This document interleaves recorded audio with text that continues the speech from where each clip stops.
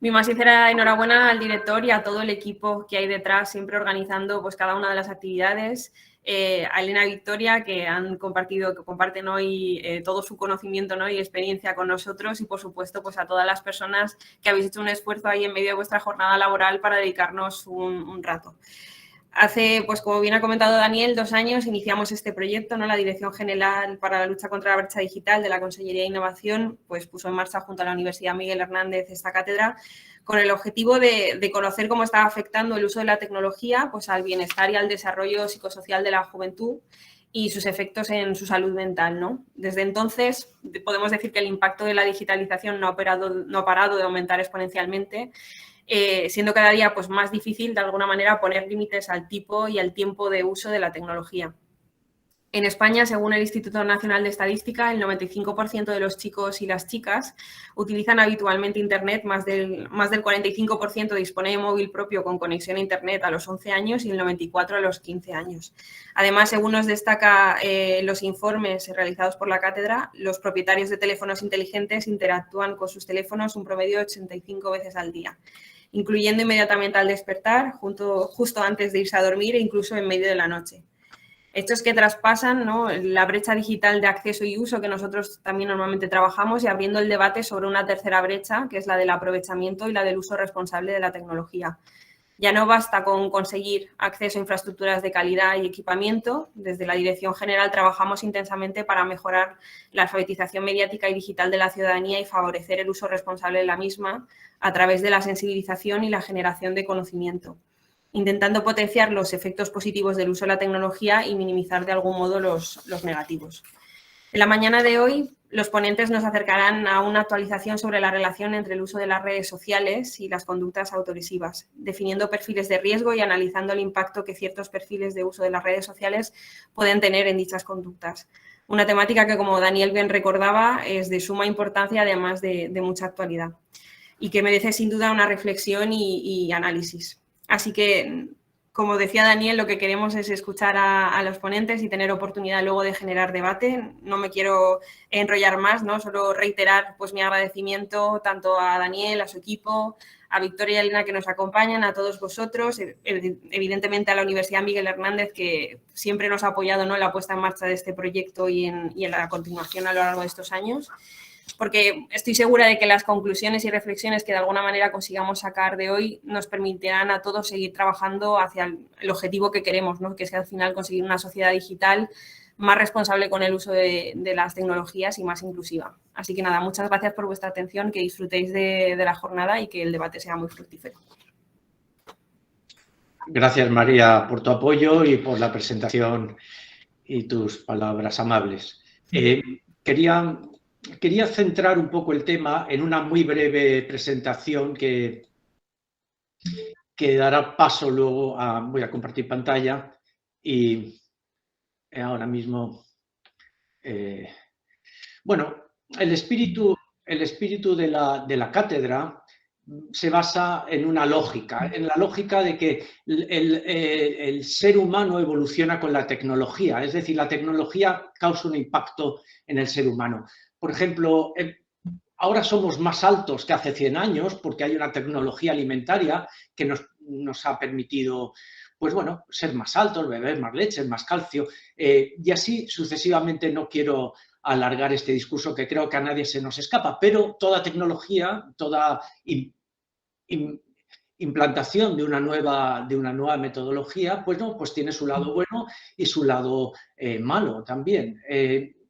Llevándolo a las relaciones sociales y a las relaciones con nosotros mismos, los medios de comunicación de masas, bueno, pues tuvieron sus hitos, desde que Gutenberg inventó la imprenta hasta que aparecieron las primeras rotativas, periódicos, radio y a continuación, bueno, televisión, y vivimos una eclosión de una nueva tecnología que son las redes sociales. Internet, en su evolución, nos lleva a las redes sociales, y lo que tenemos es que la tecnología no nos cambia por el mero hecho de aparecer la tecnología, sino porque hay un punto crítico, una masa crítica que se suma a esa tecnología, y entonces ya aparece un cambio en no en nuestra esencia, que sigue siendo la misma, pero sí un cambio en nuestras relaciones y en la forma en que nos desarrollamos, ¿no? En las potencialidades. Internet, en una población actual de casi 8.000 millones, Internet, bueno, pues alcanza más de la mitad, casi 5.000 millones, y dentro de Internet, las redes sociales son 4.600 millones de personas, es decir, el 58% de la población que tiene algún perfil abierto en sus redes sociales. Esto, si lo comparamos con los datos del año pasado, supone que ha aumentado las redes sociales un 10%. El resto hemos crecido en población un 1%, en usuarios de teléfonos móviles un 1%, un 2%, pero en usuarios de redes sociales un 10%.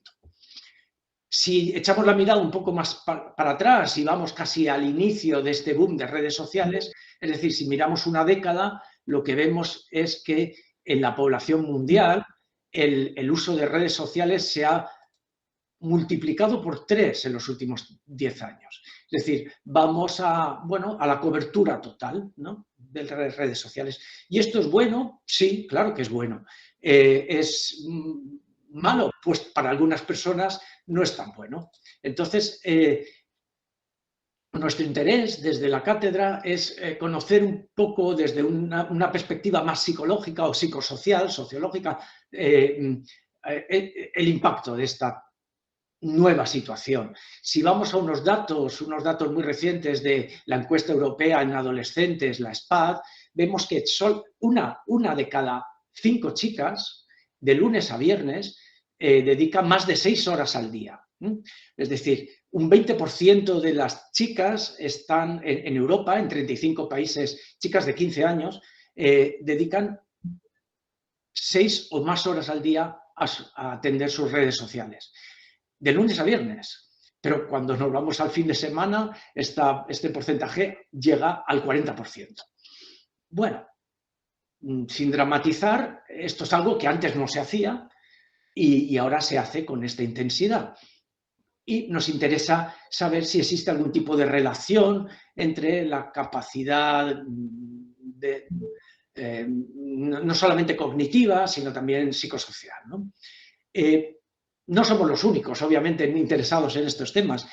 Como podemos ver, un caso muy sonoro que llenó los tabloides y también los telediarios fue Frances Haugen. Esta es una ingeniera de Facebook, que diseña algoritmos y se cansó ya y denunció a la propia empresa ante el Parlamento Europeo, ante el Parlamento Americano y otros parlamentos, diciendo que, bueno, que lo que hay que, ante la dualidad entre salud mental o facturación, ganaba la facturación de la empresa. Es decir, si había que pagar un precio por la salud mental de los usuarios, se pagaba a cambio de una buena consejo de administración, ¿no? Entonces, ¿esto qué significa? Bueno, pues que los algoritmos que están detrás de la minería de datos y que obedecen a una economía de la atención, estos algoritmos lo que hacen es fijar la atención y al coste que resulte, porque sabemos que la economía de la atención se monetiza a través de la publicidad. Entonces hay que fijar la atención, porque ese es el producto que hay que vender. Y todo esto ella lo denuncia y denuncia que 1/3 de las usuarias de Instagram están empezando a manifestar alguna sintomatología de ansiedad, de sintomatología depresiva, de sintomatología que tiene que ver con esta capacidad de manipulación algorítmica, ¿no? Como decía, pues esto es una línea de investigación que se ha abierto y que ha seguido en metaanálisis que detectan cómo la autoestima y las redes sociales se relacionan. Nosotros hemos hecho una revisión sistemática viendo cómo el narcisismo y el uso de redes sociales también tienen relación, no solo nosotros, también otros metaanálisis con muchos más estudios, con 80 estudios, llegan a conclusiones similares. Es decir, un excesivo, y subrayo lo de excesivo, abusivo uso de redes sociales correlaciona con baja autoestima, alto narcisismo, alta soledad. Bien. Entonces, todo esto nos lleva a, desde la cátedra, a plantear una investigación que no voy a presentar ahora, pero sí que quería deciros que se presentará en septiembre y bueno, la investigación le hemos llamado Proyecto Cassandra, que es una investigación longitudinal y que se hace con una muestra de estudiantes de primero y segundo de la ESO. ¿Por qué primero y segundo? Porque luego les seguiremos en segundo, tercero y sucesivamente en la Comunidad Valenciana. Lo que nos interesa es explorar diferentes áreas de la vida social y de la vida y psicología también, ¿no?, del individuo, y más que nada lo que nos interesa a fecha de hoy, en lo que afecta al seminario de hoy, es ver la conducta digital, en concreto las redes sociales, y la salud mental.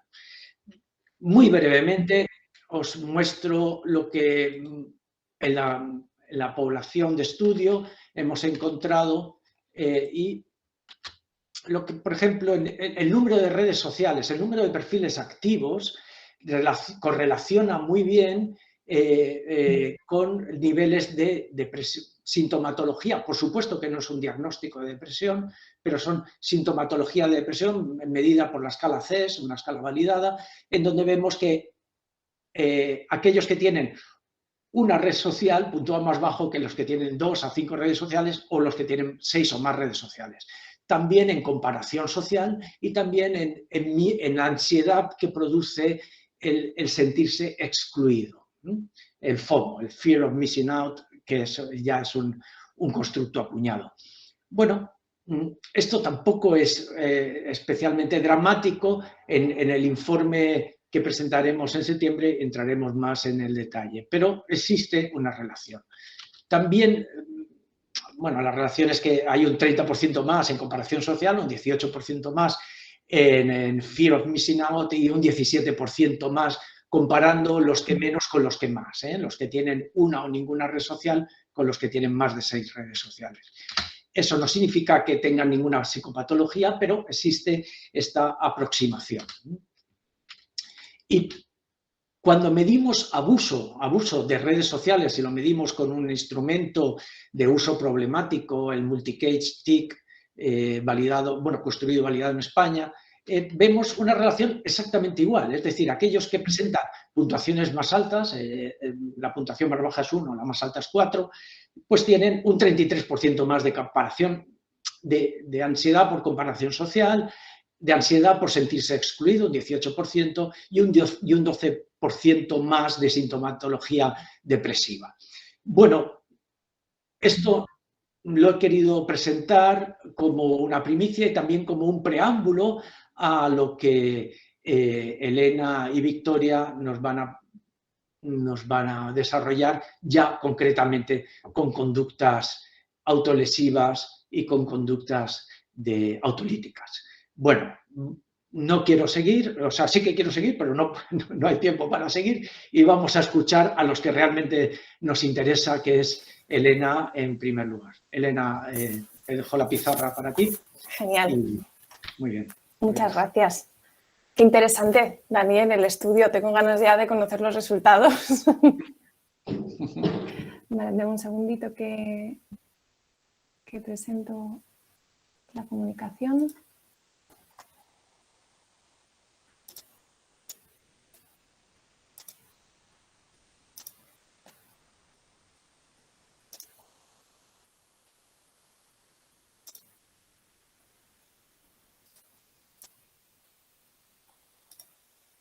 ¿Se ve la comunicación?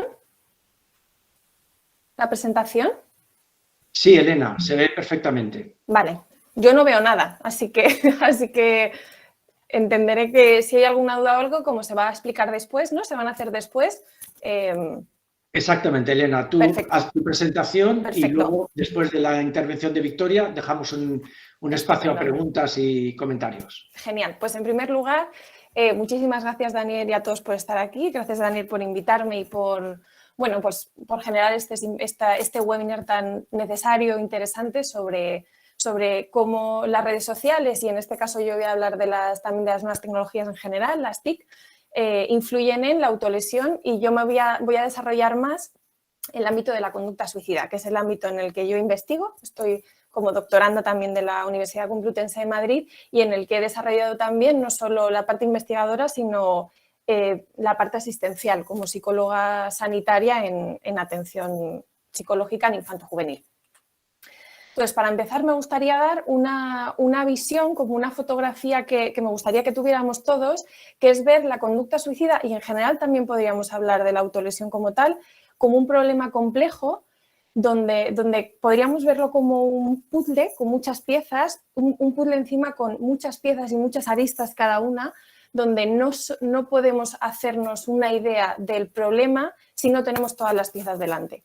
¿Por qué? Porque cada pieza nos habla de un factor, de una variable diferente que se relaciona la una con la otra, y que solo teniéndolas todas delante podemos entenderlo mucho más.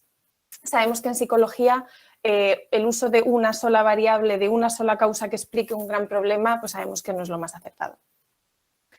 En cuanto a datos epidemiológicos, creo que Victoria después va a hablar sobre ello también. No quería dedicar mucho tiempo a esto y quedarme en esta parte quizá un poco más breve, pero es verdad que todo el mundo sabemos el gran impacto que ha tenido la pandemia y en general todos los cambios que ha habido en estos últimos años con respecto a la salud mental en infanto-juvenil, y en concreto con el suicidio, ¿no? Ahora es la primera causa de muerte no natural en población infanto-juvenil española. El impacto que está teniendo en sintomatología depresiva, en autolesiones, todos los cambios que está habiendo es bárbaro, ¿no? Es alarmante. Y además que es que esto ya se veía viendo previo a la pandemia, ¿no? El estudio que hizo el equipo de Fonseca en 2018 ya identificaba una prevalencia de ideación suicida y de todo el continuo suicida, que ahora voy a desarrollar un poco más, ya visibilizaba una prevalencia altísima en población escolar. Ya no hablamos de población clínica, hablamos de una población que todavía no ha entrado en el circuito de la atención psicológica. No hablamos de ese tipo de población, que realmente estamos hablando como de una población que en sí ya es vulnerable, pero está en ese estudio, por ejemplo, que os comento de 2018, todavía no había llegado a ese recorrido, y las cifras eran de un 21% de ideación suicida en los adolescentes. Unas cifras completamente alarmantes, y donde además sabemos que hay diferencias de género, que los intentos y la ideación suicida están más presente en chicas. Sin embargo, los suicidios consumados están más presentes en chicos, es decir, que también hay unas diferencias de género que nosotros tenemos que tener en cuenta y buscar las explicaciones y entender, oye, ¿qué está pasando también para que este tipo de conductas generen tantas diferencias?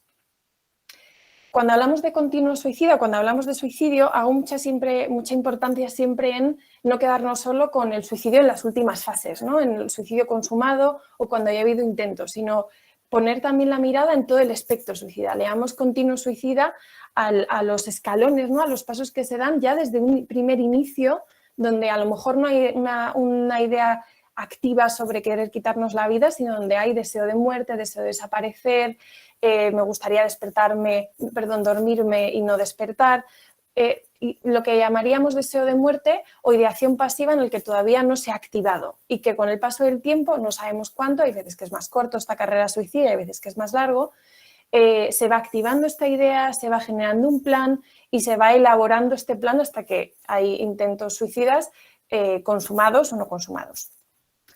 ¿Por qué también es importante este continuo? Porque tenemos sobre todo que conectar con que una vez entramos en este continuo hay más riesgo, ¿no? La persona que tiene ideación suicida es más probable que cometa un intento que la que no está dentro de esta carrera, pero además porque hay estudios como el que hay abajo en la diapositiva, que lo que encontraban es que uno de los mayores riesgos se daba de intento suicida en el primer año de desarrollo de estas ideas. ¿Por qué? Porque al final la ideación suicida es algo que abruma, que arrolla, que no sabemos muy bien qué hacer con ella, que estamos a veces muy solos, dependiendo de quién está a nuestro alrededor, y el sentir que no hay salida, que es de lo que también hablamos cuando hablamos de suicidio, supone el riesgo, ¿no? en este primer año en el que se va desarrollando esta idea y donde encima me siento muy solo.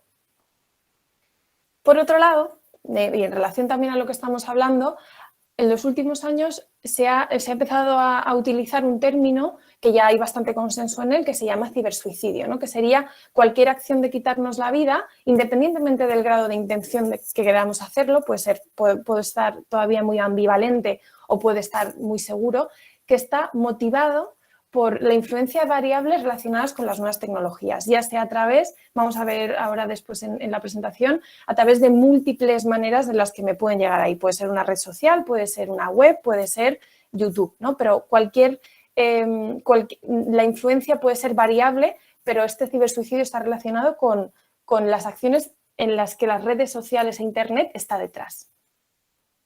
Como decía antes, dentro de este mapa, ¿no? de este puzzle con muchas piezas, una de las piezas fundamentales a tener en cuenta son los factores desencadenantes principales. Es decir, cuando hablamos de una persona que comete un intento suicida, ¿no? Que está en esta crisis suicida que los académicos también llaman y acuñan, hay factores desencadenantes, ¿no? Factores que suponen como, para que nos entendamos, como la gota que colma el vaso.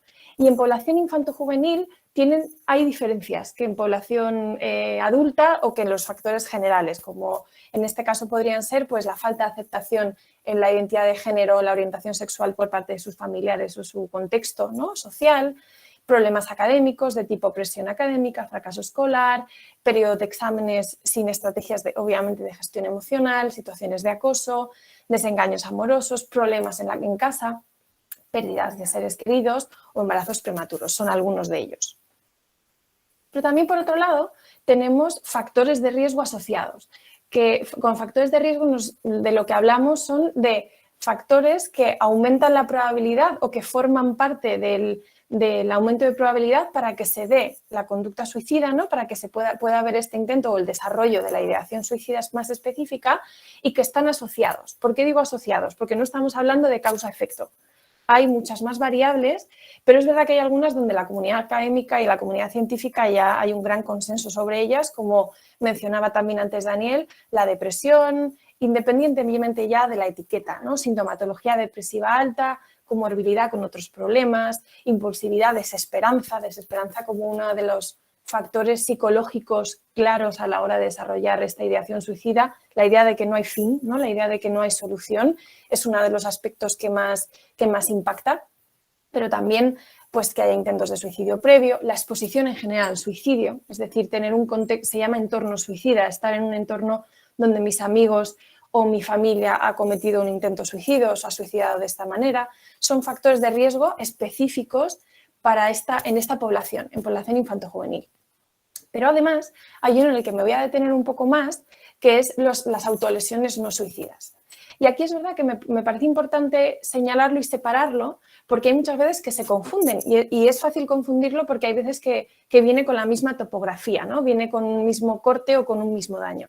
Entonces, para que todos tengamos esta idea también en mente, la autolesión sería aquella conducta que viene dirigida a hacerme daño, pero cuya función no es dejar de vivir, cuya función no es escapar del dolor. La función suele ser de gestión emocional, canalizar el vacío, el vacío me refiero como sentir algo, ¿no? Aunque sea físico, aunque sea dolor, castigarme, salir de episodios disociativos, que esto también es menos frecuente, pero también lo vemos en consulta, ¿no? Sentirme como muy perdido, como muy desconectado de lo que siento. Entonces la autolesión cumple una función de dejarme salir, de salir de ese malestar. Entonces, ¿por qué esto es importante? Porque es verdad que tienen una caracterización distinta, como veis en la diapositiva. Uno tiene una intención y cumple una función que la otra no la cumple. Sin embargo, ¿cuál es el riesgo y por qué supone la autolesión un riesgo para la conducta suicida? Porque acaban siendo un nexo.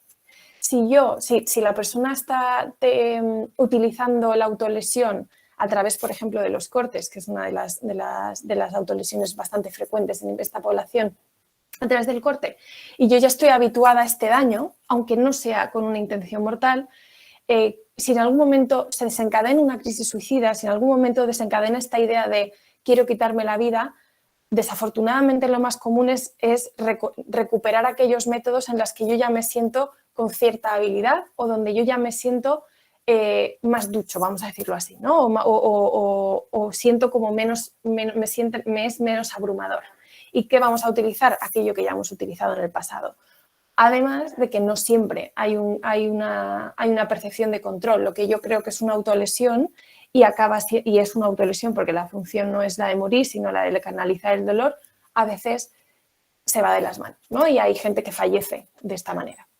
Entonces, teniendo esta idea, también nos planteamos, oye, aparte de la epidemiología, aparte de los datos alarmantes, ¿por qué este tema es importante o qué señales tenemos de que este tema está removiéndonos a todos, ¿no? A la comunidad científica? Pues otra de las razones es que es DSM, ¿no? El DSM ya ha puesto su mirada, su foco en este tema y ya pues hay una propuesta de afecciones que necesitan más estudio, a los que le han llamado trastorno del comportamiento suicida y autolesión no suicida, donde nos hacen ya pensar que si el DSM le ha puesto la mirada, pues probablemente en unos años ya estaremos hablando de trastornos, ya estaremos hablando con una terminología mucho más específica, con los intereses que pueda haber detrás, pero que ya es como la visión de esto está cobrando una importancia mucho mayor de la que quizá tenemos en cuenta. Por tanto, ahora, a colación de la propuesta, ¿no? Y de este webinar, nos planteamos, oye, las nuevas tecnologías, ¿qué papel cumplen? Rápidamente, y un poco a colación de lo que hablaba Daniel, los estudios que se están haciendo con respecto a la digitalización, este estudio que se hizo en España hace unos años, en 2019, ponía en evidencia que la frecuencia en población infantojuvenil de los smartphones era altísima, prácticamente el 97% de los adolescentes entre 15 y 17 estaban prácticamente todo el día conectados en la escala, ¿no? En las entrevistas, la mayoría, todo el mundo lo ponía como casi siempre, todo el rato, como una frecuencia muy, muy alta, además de entre 3 y 4 horas al día conectado a Internet y donde además, como veis en la última tabla, algunos de los menores, lo que hablaba era de cómo Internet suponía un espacio seguro en el que podían hablar de cosas que no hablaban en el día a día, ¿no? En el cara a cara, sino que el entorno online les permitía una libertad que enfrente, ¿no? En la realidad no tenían.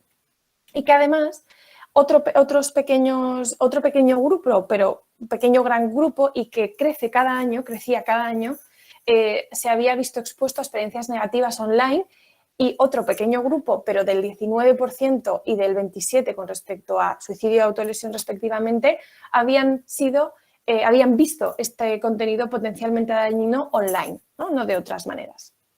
Por tanto, partimos de una base en que hay adolescentes que están mucho con el móvil, que están mucho en Internet, donde además se sienten con cierta libertad y con cierta sensación de libertad, que se llama, los autores lo denominan desinhibición positiva, a la hora de hablar de ciertas cosas, pero además donde encima me exponen a situaciones negativas online, ya no solo formas de cómo quitarme la vida o cómo lesionarme, sino a ciberacoso, a comentarios instigadores, ¿no? a aspectos negativos ya sobre el propio navegar en la web.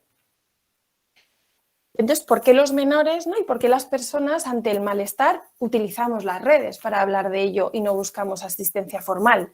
Pues porque al final hay muchos estigmas asociados, hay muchas barreras, por un lado con el costo que puede conllevar ir a terapia, la accesibilidad, a lo mejor yo también tengo ciertos problemas a nivel expresión emocional, toma de contacto con lo que me está pasando, evitación, problemas familiares que me impiden hacer esta búsqueda o también propios problemas en la atención psicológica con respecto a la confidencialidad, a la competencia del que me va a atender, si se lo van a decir a mis padres, ¿no? Estos aspectos.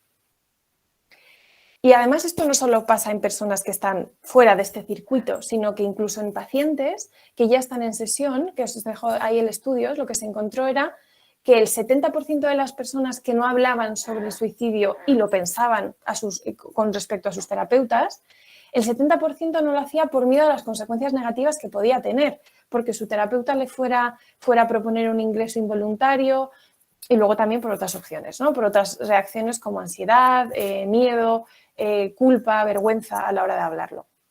Entonces, tenemos como una ecuación pues bastante clara, ¿no? Que por un lado tenemos adolescentes que a veces se pueden sentir solos, se pueden sentir tristes, pueden vivir cosas negativas que no saben muy bien cómo gestionar en este entorno y que además buscan esta conexión a través de medios donde se hayan podido sentir seguros y donde sientan que pueden hablar. ¿Y dónde es ese espacio? Internet, ¿no? Sería como el espacio que cumple los requisitos donde yo además la mayoría de las veces me siento seguro. Solo en un pequeño porcentaje me siento incómodo o siento que no es un espacio seguro. Por tanto, es como una conexión fácil de hacer, que todos hacemos. Las nuevas tecnologías que generan, bueno, hay dos efectos que me gustaría hablar sobre ellos, que es el efecto Werder o el efecto copycat también se llama, o el efecto contagio, que es como la notificación o la exposición a determinadas noticias o imágenes o conductas relacionadas con el suicidio o también con las autolesiones llevan a la población a imitar dicha muerte o dicha conducta. Y por otro lado, el efecto Papageno, que es un efecto que igual que el efecto Werder es un efecto negativo, es un efecto de riesgo, el efecto Papageno es un efecto protector, que es como la notificación de una manera ética y responsable con respecto a la conducta suicida. En este caso en concreto, lo que ayuda es a proteger, lo que ayuda es a promover que las personas no lleven a cabo estas conductas y quizá busquen ayuda. En este caso os pongo este estudio que me parece interesantísimo, en el que se hizo como una revisión sobre el efecto, para poner un poco a prueba sobre si estos efectos se daban, el efecto Papageno, y si no solo se quedaba como en un constructo un poco más académico. Y lo que se encontró es que evidentemente existían, pero además el efecto Papageno se encontraron claves que yo creo que son fundamentales que todos sepamos. Y es que, por ejemplo, cuando hablamos de conducta suicida en los medios de comunicación, si utilizamos no solo los datos morbosos sobre los métodos, es decir, si eso se obvia o no se habla sobre ello, y si además se habla de otras estrategias de afrontamiento, de otras estrategias para afrontar el malestar, el dolor y el aportar recursos de ayuda, se genera un impacto en la comunidad y se reducen las cifras de suicidio y no se da este efecto Werder. Es decir, que no solo es, no hay que hablar de suicidio porque sí, sino hay que hablarlo de una manera responsable y sabemos las maneras de hacerlo. Ya es sabido que los medios de comunicación y el cine, la literatura, las redes sociales y cómo se utilizan estas redes suponen, bueno, un escaparate y un medio en el que mirarnos.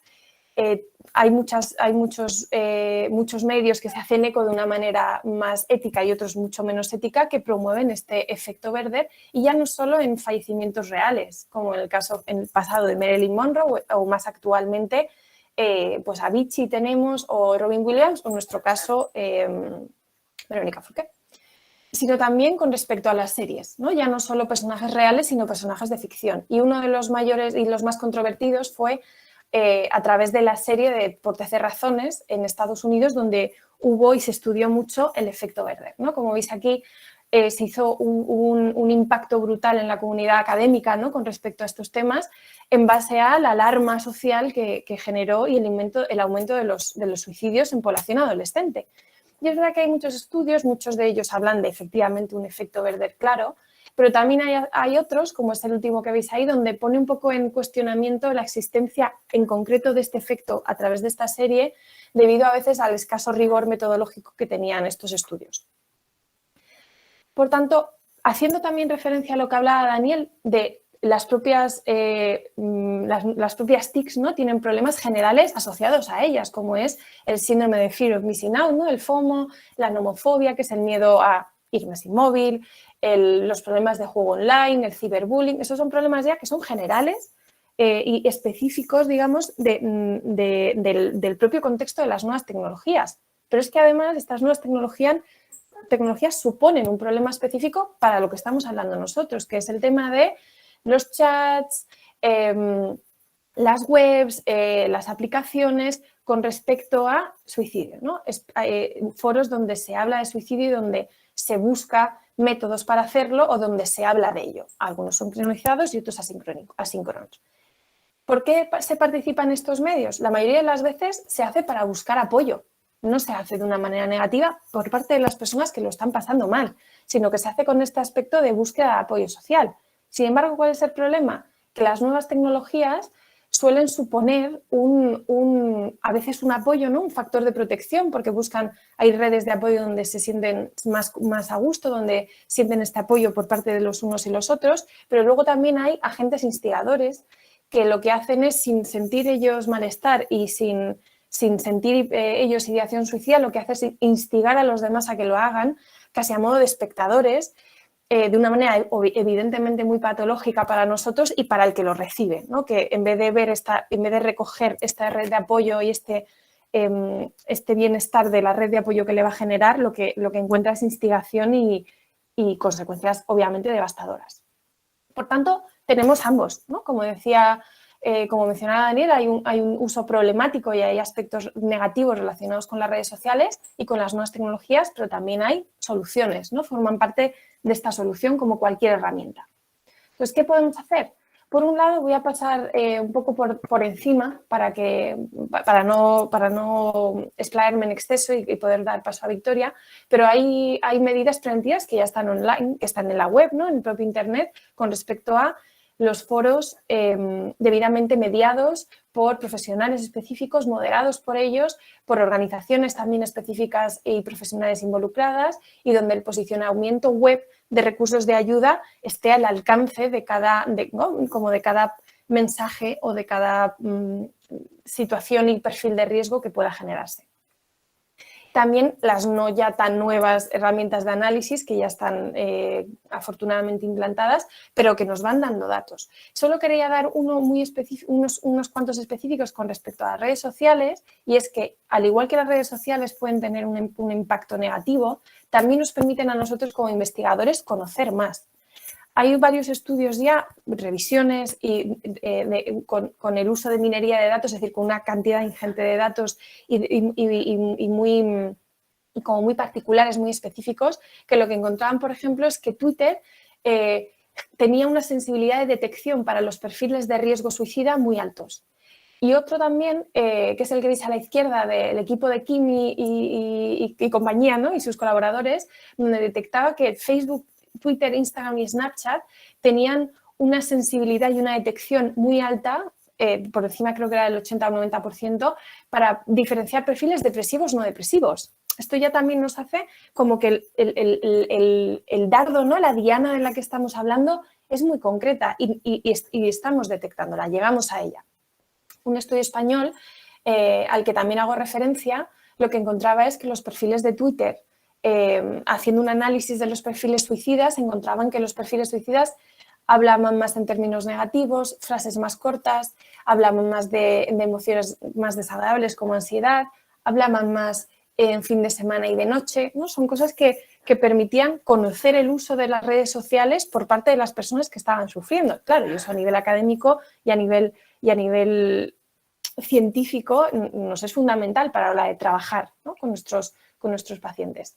¿Por qué también hablo de trabajar con pacientes? Porque al final yo vengo de un entorno clínico, ¿no? Yo soy psicóloga sanitaria y muchas veces digo, vale, pero ¿cómo traslado esto a mi práctica clínica? ¿No? Esto que de Twitter, ¿no? Y de todo esto, ¿qué hago yo con ello? Porque claro, sí que es importante que haya algoritmos en Facebook, ¿no? Que ya están implantados, que cuando se retransmite una idea de riesgo, conecten con ella y puedan mandar servicios de emergencia, conectar con familiares, conectar con amigos. Eso ya se está implantando, además de grupos de Twitter, creo que era más de 600 o más de cientos de grupos de Twitter de prevención de suicidio donde se habla de todo esto. Esto ya está implantado. ¿Pero qué hacemos nosotros? Pues nosotros tenemos aplicaciones que están en nuestra mano.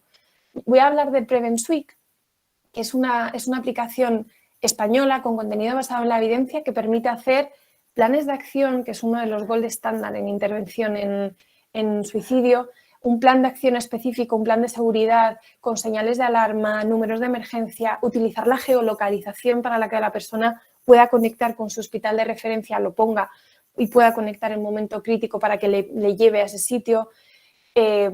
Como también hay factores de protección, hay razones para vivir. Tenemos ya al alcance, se están haciendo aplicaciones cuyo uso sabemos que funciona. Os he dejado también ahí dos estudios muy interesantes donde se utilizan aplicaciones específicas derivadas de la DBT, ¿no? De la terapia dialéctico-conductual, donde ya se encuentra que el uso de estas aplicaciones en población infanto-juvenil, en casos, es verdad, con rasgo límite de personalidad, pero con autolesiones, disminuye la frecuencia de las autolesiones y aumenta la competencia por parte de los adolescentes en la regulación, ¿no?, emocional y sobre el cómo poder hacerlo. También hay otras aplicaciones de uso quizá menos específico en suicidio y más específico en general, ¿no?, en cuanto a la terapia, como es Dailyo, donde te permite hacer como un diario emocional para registrar las aplicaciones, ¿no?, y las cosas que vas haciendo en tu día a día, que también pueden ser muy útiles. Como veo que me estoy pasando un poco de tiempo, voy a concluir ya hablando de que, aun sabiendo los riesgos que tiene, sabemos que las TICs suponen una aliada a nuestra práctica clínica, ya sea a través de la evaluación ambulatoria, ¿no?, poder utilizar los wearables, ¿no?, los teléfonos móviles para tener información más precisa con respecto a los acontecimientos que nos ocurren, ¿no?, a los pacientes y a los individuos. Cómo la investigación se aumenta exponencialmente y se nutre de las nuevas tecnologías, cómo tenemos que utilizar estas redes sociales para conocer a nuestros pacientes. Es muy diferente el uso que le da una persona con un problema de tipo de imagen, un problema de alimentación, que una persona que no tiene ese problema. Probablemente esto sea un poco el huevo o la gallina, ¿qué viene antes, ¿no?, qué viene después? Todo esto tenemos que utilizar nuestra práctica profesional para conocer a nuestros pacientes, pero ya no solo en la práctica profesional, sino también en la investigación, ¿no? Las TICs tienen que formar parte de nuestro trabajo en investigación para poder llegar como a este gap, ¿no?, a esta laguna que a veces se da entre las tecnologías o los formatos más tradicionales de papel y boli y papel y lápiz, perdón, y de este salto en el que no hablamos de redes sociales, a incluirlo ahora en nuestras investigaciones y en nuestro día a día, con nuestra práctica profesional. Entonces, sin más, dejo aquí algunos recursos que creo que pueden ser interesantes y como sé que probablemente esto se cuelgue, puedan estar accesibles para todos, derivado de la web de Papageno. Y sin más, y espero no haberme, sé que me he extendido un poco de más, muchas gracias por vuestra atención. Gracias a ti, Elena. Excelente presentación, muy amplia, tocando las dos caras de las redes sociales y de las tecnologías. Desde luego ha suscitado muchos comentarios y muchas preguntas que tendremos ocasión más tarde. Ahora vamos a pasar sin más dilación a escuchar a Victoria Soto y luego abriremos el debate. Adelante, Victoria.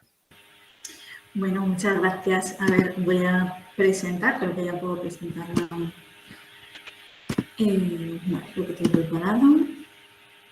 Vale, ¿me confirma, Daniel, si se ve correctamente? A ver, sí, ya ha cargado, se ve bien, ¿eh? ¿Sí? Sí. Vale, perfecto. Bueno, pues nada. En primer lugar, nada, Elena, enhorabuena por la presentación, espero estar a la altura. La verdad que, como decía Daniel, ha sido muy práctica y bueno, la verdad que ha estado chulísima, ¿eh? Entonces, espero estar a la altura. Yo, como decía Elena, bueno, vengo más del ámbito de la investigación, entonces voy a intentar no repetir información que ya os ha dado Elena, pero por supuesto, pues nada, os ha presentado qué es lo que podemos hacer. Yo voy a ahondar pues, un poquillo más en autolesiones, conductas de suicidio y en concreto redes sociales.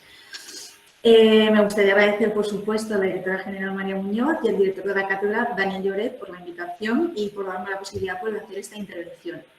Y también agradecer a todos y a todas que estáis detrás de las pantallas y que ahora mismo estéis conectados, que vaya, de momento somos bastantes.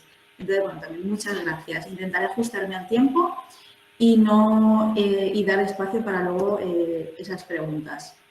Bien, en estos minutos brevemente me gustaría, en primer lugar, pues daros algún dato en concreto con lo que junto con mi equipo de investigación y mis compañeros del departamento hemos visto en adolescentes a raíz de algún estudio que hemos hecho. A continuación, profundizaré un poco sobre el papel de las redes sociales en concreto en esta problemática y el hecho o el concepto de autolesión online.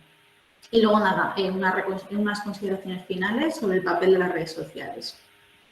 Bien, Lo dicho, pues en primer lugar, y desde mi experiencia, ¿no? Desde el ámbito de la investigación, además también desde mi experiencia personal, durante los últimos meses, ¿no? También compartiéndolo con Daniel, hemos visto una constante preocupación por el tema del comportamiento del suicidio y autolesiones, en concreto, pues eso, en adolescentes y en aquellas personas que trabajáis con esta población.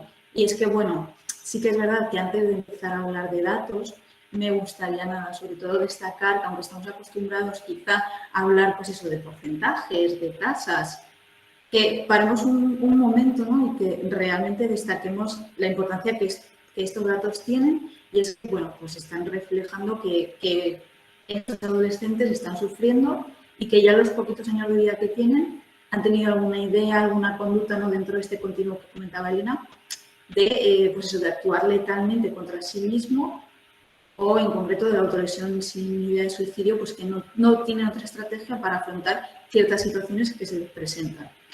Entonces, bueno, eso en concreto, y es que, claro, como nosotros hemos estado trabajando en centros escolares, estudiando este fenómeno, sí que es verdad que aunque es algo muy complicado de estudiar, porque hay mucho tabú, hay mucho estigma, y bueno, realmente si no se presenta bien, como comentaba Elena, hay un riesgo real. Y es que, bueno, pues hay un miedo en preguntar sobre ello y una gran alarma. Entonces, bueno, cuando finalmente sí conseguimos estudiar esto y preguntarlo en algún centro escolar, aunque siempre damos los datos y los porcentajes que hay, obviamente no tiene nada que ver cuando en ese centro escolar esos datos se reflejan en nombres, apellidos, en adolescentes que constantemente estamos viendo, ¿no? Y es que, claro, en este caso, pues es un hecho que según el INE, el Instituto Nacional de Estadística, en 2020, en total, ¿vale? 3.941 personas fallecieron por suicidio, siendo la primera causa de fallecimiento externo. En concreto, 14 menores de 15 años y 300 de entre 15 y 29 años de edad. ¿Vale? Entonces, esto cuando se transforma en nombres, apellidos, pues es bastante alarmante. Bien. En concreto, recientemente he podido colaborar en el proyecto Covitalidad, llevado a cabo desde el Departamento de Psicología de la Salud, y gracias a la participación de diferentes centros escolares de la provincia de Alicante y de... Vale, estaban diciendo que se ve un poquito borroso. Vale, pero... Vale. De todas maneras, intentaré un poco ir explicándolo para que quede claro, y si luego tenéis cualquier cuestión o cualquier pregunta, también os dejo mi correo. Y si por lo que sea no se ve adecuadamente, puedo enviar esta presentación. Bien, pues eso, ¿no? Lo que comentaba, que en un estudio previo o en un estudio reciente en el que hemos estado trabajando, en 5.543 adolescentes de diferentes centros escolares de la provincia de Alicante y la región de Murcia. Estos datos en concreto son de origen transversal, este estudio es observacional, y también tenemos datos de medidas repetidas, que próximamente estarán publicados. Bueno, pues aunque en este estudio incluíamos diferentes factores relacionados con factores de riesgo o factores de protección, sí que estudiamos la prevalencia de este comportamiento. Bien, y eso lo he dicho, ¿no? Aunque hay un gran estigma asociado, al final pues, hemos podido estudiar este fenómeno, y de todos estos adolescentes, aproximadamente entre un 5 y un 15% presentaban alguna vez en su vida algún pensamiento relacionado con el suicidio, ¿no? Entendiendo pues, que sería algún tipo de idea, algún deseo de morir, tenían ya un plan detallado o no detallado. En concreto, de estos,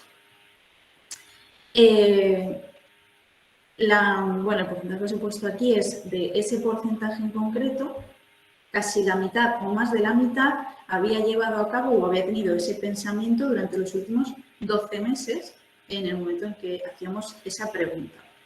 Bien, en cuanto al intento de suicidio, casi el 4% indicó haberlo intentado alguna vez en la vida, y de estos, en el momento en el que preguntábamos, la mayoría había realizado ese intento de suicidio en los 12 meses previos. Y en cuanto a las autolesiones, pues eso, el dato nos dice que el 9,4% había llevado a cabo alguna autolesión, y más o menos aproximadamente la mitad lo había realizado en los 12 meses previos. Bien, aunque no voy a profundizar en ello, pero en este estudio también encontramos que cuando damos la posibilidad a los adolescentes de no contestar a esa pregunta, por si, pues eso, como hay un gran estigma asociado y porque se podían sentir un poco cierto malestar a los obligados a responder, los que no desearon contestar presentaban los mismos factores de riesgo y los mismos factores de protección que los que contestaron afirmativamente. Con lo que esta información es muy interesante, ya que nos está indicando que quien no quiere contestar a esta pregunta, a este tipo de preguntas, probablemente pues sea una afirmación. Bien. Como Elena ha hablado un poquito más sobre el comportamiento de suicidio, sí que es verdad que voy a intentar centrarme en las autolesiones. Y intentar enfocar esta información en concreto en las redes sociales. Y bueno, como ya os he comentado ya anteriormente, las autolesiones es infligirse de manera intencionada lesiones pues, que pueden producir desde sangrado hasta dolor o hematomas, que implican daño físico, pero que no serían comportamientos socialmente aceptados o lesiones accidentales o indirectas, ¿no? Debidas a otro tipo de trastorno o de problema. Entonces, en este sentido, a nivel de investigación y a nivel en la práctica clínica, aunque se entiende que no tiene que haber intención de suicidio, es complicado detectar esa intencionalidad y en concreto en población adolescente, puesto que muchas veces ni ellos tienen claro si realmente había intencionalidad o no. Entonces, en este caso, hablaríamos de conducta de riesgo, ¿no? Se ha llevado a cabo una conducta de riesgo y no quedaba clara si realmente había una intención o no. Pero bueno, como dice el Nano, probablemente todo esto se empezará a emplear de mejor manera en los próximos años, puesto que se le está dando cierta relevancia y es importante diferenciar. Y nada, como también ya he comentado, en cuanto a las autolesiones, los métodos más comunes pues es sobre todo utilizar un cuchillo, ¿no? Realizarse algún corte, abdomen, piernas, antebrazos, incluso hacerse quemaduras. El inicio de las autolesiones, de ahí que la población adolescente sea población vulnerable, suele darse entre los 12 y los 16 años. Y aunque no hay tanta información sobre la infancia, entre el 5 y el 24% de los casos de autolesiones se inician antes de los 11 años. Entonces, bueno, desafortunadamente es un fenómeno bastante común y en muestra comunitaria se estima que entre un 13 y un 45% de los adolescentes alguna vez en su vida se ha autolesionado. Y claro, aunque las autolesiones no sean con intención de suicidio, cuando se realizan de forma recurrente son un factor de riesgo, puesto que esta gravedad se puede ir incrementando, puede haber una escalada relacionada pues, con una sensibilización también de ese miedo a morir o ese aumento de esa capacidad de suicidio que nos está indicando que es un factor de riesgo y que podría predecir un futuro suicidio o intento de suicidio. Aunque también, como comentaba Elena, pueden llevarse a cabo con un método de afrontamiento para liberar pues, un malestar o un sufrimiento. Bien. En cuanto a las redes sociales en concreto y el papel que éstas ejercen, está claro, ¿no?, que en los últimos años, como ya habéis comentado, ha habido un aumento de las redes sociales. Casi todos los adolescentes emplean plataformas de redes sociales y eso, sumado al aumento de autolesiones y al aumento de la problemática relacionada con el suicidio, pues hace que nos planteemos si hay una relación entre redes sociales y entre comportamiento de suicidio en adolescentes. Bueno, obviamente el uso de las redes sociales ha transformado el entorno, ha cambiado la frecuencia de las relaciones, la calidad de experiencias sociales y obviamente pues hay una amplia gama de aplicaciones que utilizan y que pues, se puede llevar a cabo una comunicación más activa o más pasiva. Entonces, no solo se consume información de forma pasiva, sino que también los adolescentes pues, crean contenido, comparten. Y, por supuesto, dentro de todo este contenido podemos encontrar información sobre autolesiones, autolesiones no suicidas, comportamiento de suicidio, etc.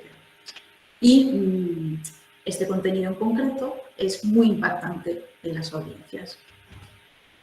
Entonces, bueno, este uso de redes sociales se puede diferenciar entre hacer contenido, publicar, hablar activamente, interactuar, ¿no?, sobre este tema, o simplemente estar expuesto. Y este contenido, pues eso, puede ser explícito, con vídeos, imágenes, textos, representando pues estos pensamientos, estas imágenes, incluso información sobre un preparativo, ¿no?, de un intento de suicidio, con instrucciones, o pueden ser un contenido de forma más indirecta, sino pues, como decía también Elena, cuando escriben tweets sobre sentirse atrapado, sentirse desesperado, etc. Entonces, no, luego indicaré en concreto qué pasa con las autolesiones online. Bien, pues vamos directamente a los factores de riesgo. Y es que, claro, en concreto, los adolescentes, el periodo de la adolescencia, tiene varias características que les hace vulnerables y, en concreto, pues eso, hay una especial sensibilidad a la evaluación, la retroalimentación de los compañeros y, claro, las redes sociales ofrecen muchas oportunidades de retroalimentación y, en general, el uso de Internet, ¿no?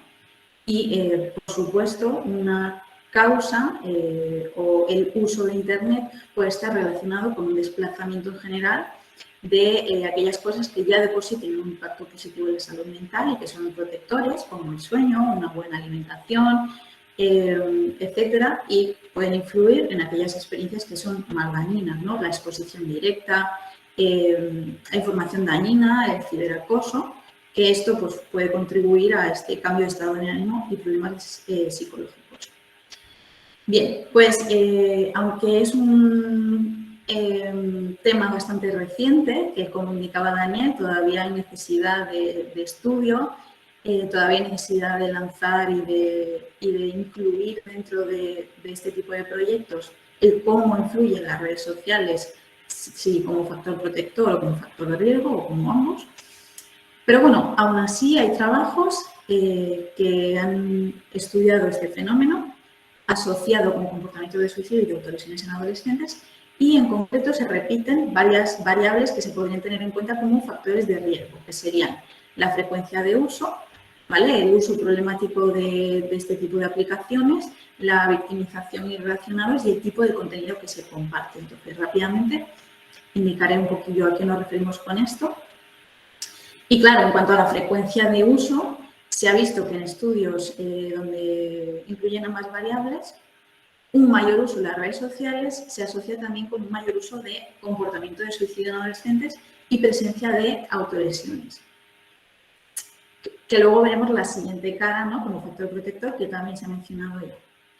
Bien, en relación con el uso que se hace de las redes sociales, estudios publicados reflejan que hay asociación entre un uso problemático de Internet, ¿no?, este patrón de conducta caracterizado por falta de autocontrol a la hora de usar estas plataformas y que puede llevar a una dependencia psicológica. Bueno, pues hay relación entre esto y los comportamientos de suicidio y autolesiones en adolescentes. Y es que la publicación de contenido, de este tipo de contenido se ha relacionado con el mayor comportamiento de suicidio, con mayor número de publicaciones, mayor frecuencia de visionar noticias. Pero claro, esto también nos da información no solo de que personas que presentan este tipo de comportamientos hacen un uso problemático o está relacionado, sino que también pueden encontrar, pues eso, mayores redes de apoyo, pueden encontrar esos foros que nos comentaba Elena. Entonces, bueno, tienen las dos caras. Bien, también la victimización cibernética se ha asociado con los comportamientos de suicidio en adolescentes. Y es que, bueno, por lo general, según la teoría interpersonal del suicidio, una desconexión social o una pertenencia frustrada a los demás es un factor de riesgo importante para el suicidio. Y además de la carga percibida.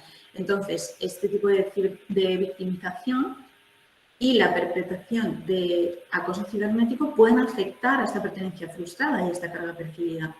Y bueno, aunque esto requiere de que haya una capacidad para morir por suicidio, digamos que estarían influyendo en la posibilidad o como factor de riesgo.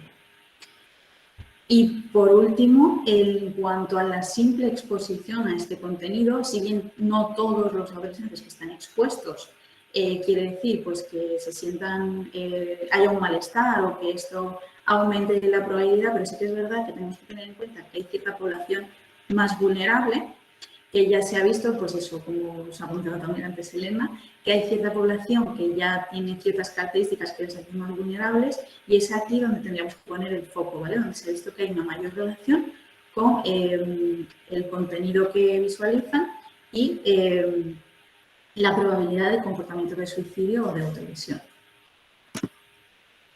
Bien, eso en cuanto a los factores de riesgo y bueno, luego los factores de protección es también en general lo que vemos, lo que puede proporcionar las nuevas tecnologías. Y es que, aunque hay más información sobre los problemas del uso de las redes sociales que sobre la protección, se repiten como factor de protección pues, el apoyo social que pueden ofrecer y esa conexión social, que al fin y al cabo es también la búsqueda que ellos realizan cuando intentan contactar con gente a través de estas redes sociales. En los casos en los que se realiza un uso intensivo de redes sociales, aunque sí que es verdad que se ha relacionado con resultados negativos, pero en otros se ha visto que ayuda a contribuir a este sentimiento de conexión social y de apoyo. Pero claro, hace falta realizar estudios donde no solo se vea a qué contenidos están expuestos, la frecuencia de uso, sino el tipo de interacción que se realiza, ¿no? Porque no toda la interacción que se realiza es negativa, sino que también va enfocada a esta protección. Vale, y rápidamente, en relación con las autolesiones online, es cierto que las autolesiones, ¿vale? No siempre van orientadas hacia un intento de suicidio, sino que pueden ser sin intención de suicidio y enfocadas hacia aliviar pues eso, un malestar emocional, incluso generar sentimientos positivos, por lo que se llevan a cabo bien por el refuerzo de bien por el refuerzo que ofrecen tras la autolesión o durante la autolesión. Incluso pues el refuerzo social, ¿no? El recibir atención. Y esta última, ¿no? El recibir atención es lo más común entre los adolescentes. Pero claro, no es una simple llamada de atención, sino que es una alerta de que ese adolescente no tiene la estrategia adecuada para afrontar un malestar que actualmente está viviendo. Entre los factores de riesgo asociados a las autolesiones, en general, pues estaría el haber sufrido acontecimientos vitales adversos durante la infancia, pero bueno, esto como en general se repiten con los que son relacionados con el comportamiento de suicidio, ya se han comentado antes, no voy a ahondar en ello, ¿vale? Pero sí, en concreto, las redes sociales, por supuesto que permiten también publicar este tipo de contenido y hay adolescentes, pues eso, que publican ese daño físico, publican vídeos donde aparecen ellos mismos bajo algún tipo de humillación, pero que son grabados por ellos mismos y lo publican en Internet. En general lo pueden hacer también de manera anónima, dando la sensación de que están siendo acosados. La prevalencia de estas autolesiones online es considerable, ¿vale? Hasta tal punto pues, que lo convierte en un problema de salud pública que requiere atención. En España tenemos un reciente estudio de Gámez Guadix de 2020 y similar en otros países el porcentaje de estas autolesiones fue del 9,6% en relación con eso, llevar a cabo alguna grabación haciendo algo humillante y publicarlo en Internet. Luego un 7,9% el provocarse algún daño físico, ¿vale? Y contarlo. Y un 3,8% el provocarse algún daño físico y publicar las fotos o imágenes. Y la motivación, ¿no? Para hacer esto, porque realizan esto, son ya las similares a las ya encontradas, sin tener en cuenta las redes sociales. Y es que, pues eso, en este mismo trabajo se vio que en lo que más, las motivaciones más relevantes o las que más llevaban a provocar este tipo de autolesión eran generar una reacción en los demás, expresar malestar, ¿no? Conseguir esa comprensión, incluso hacer una broma. Y bueno, también en otros trabajos se han visto que estas son las principales causas, además de querer mostrar resiliencia y poner a prueba a ver si realmente alguien es su amigo o su amiga o simplemente porque está de moda, ¿vale? Esto también ha sido otra de las motivaciones. Entonces, claro, como hemos visto desafortunadamente, el curso de las autolesiones tiende a ser crónico, incluso puede derivar en infecciones que pueden ser más o menos severas y requerir incluso hospitalizaciones o, aunque no haya intención de suicidio, puede ser que la autolesión provoque accidentalmente pues, el fallecimiento. Entonces, claro, si no hay un tratamiento para que esto deje de realizarse, pues es poco probable que remita espontáneamente. Entonces, claro, está relacionada este tipo de autolesión también, al igual que la autolesión normal, con un gran deterioro funcional y sufrimiento. Bien. Pues nada, como consideraciones finales, y voy a hacerlo de forma muy breve porque ya Elena nos ha dado varias maneras de cómo prevenir esto. Es que nada, recordar que, bueno, las redes sociales sí que es verdad que están relacionadas o pueden ser un factor de riesgo, teniendo en cuenta sobre todo el efecto verde, ¿vale? Pero no nos olvidemos de la posibilidad de utilizarlas como factor de protección y que al fin y al cabo los adolescentes, en general todos nosotros, hacemos uso de ellas y que pueden ofrecer, empleándolas adecuadamente, un gran campo para prevenir y para llegar a muchos adolescentes, sobre todo pues eso, a la hora de formar esa red de apoyo, para proteger, ¿no? Puesto que utilizan este tipo de redes para publicar información, para desahogarse, se encuentran también esa desinhibición positiva, podemos aprovecharlo para detectar, incluso para denunciar aquellos casos en el que vemos personas instigadoras, que serían pues aquellas que no tienen en principio ninguna intención de llevar a cabo o cometer un suicidio, pero sí que instigan a los demás a realizarlo, como sería el caso de hace unos años, que fue de los primeros que nos encontramos aquí en España de la ballena azul, ¿no? No sé si os suena. Y nada, simplemente eso, no voy a meterme más en esto porque ya lo ha comentado Elena. Sí que es verdad que es necesario realizar más investigaciones, pero sobre todo ya no para saber si son factores de riesgo o protección, sino para saber cómo actúan, siendo factor de riesgo o de protección, con los factores que ya sí que sabemos que están relacionados, tanto para proteger como para fomentar este comportamiento de suicidio o autolesiones.